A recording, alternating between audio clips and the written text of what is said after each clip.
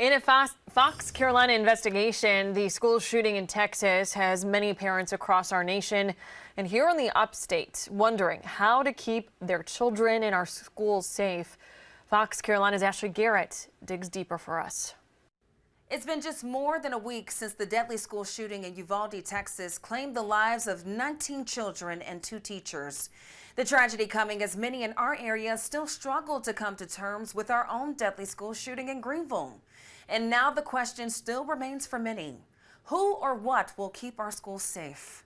In this Fox Carolina Investigates report, I went on the hunt for that answer.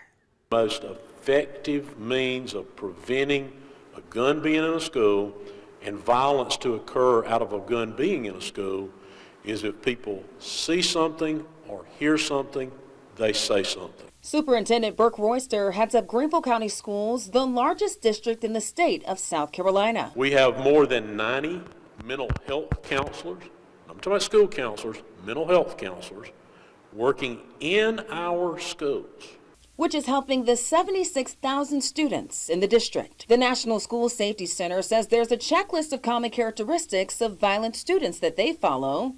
That list includes a history of tantrums and uncontrollable angry outbursts and habitually makes violent threats when angry. School Board Chair Roger Meek tells me teachers and administrators are always looking at these types of indicators and are addressed as soon as possible.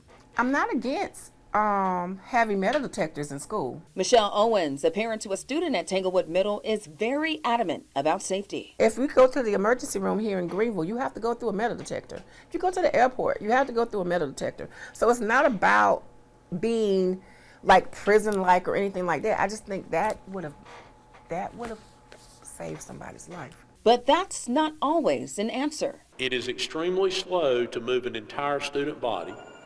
If you might imagine, somewhere between 1,000 and at our biggest schools, 2,200 students through a metal detector.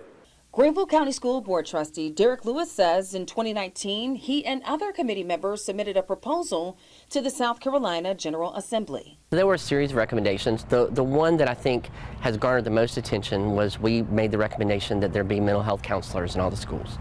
And frankly, as a result of that work, we saw an increase in funding for mental health counselors across the state. School leaders say keeping schools safe is and has always been a priority. I think unfortunately there is not a person who will be able to say it is my job 100% to keep all kids safe and no one else is responsible. Community leaders also have a voice. I think pastors are as responsible as mental health counselors. I think as pastors in a church recognize that students are dealing with violence or trauma or neglect or bullying, they need to talk to schools about the students that they're counseling. While there is not one answer to keeping our schools safe, listening to students and being aware may be the best we can all do.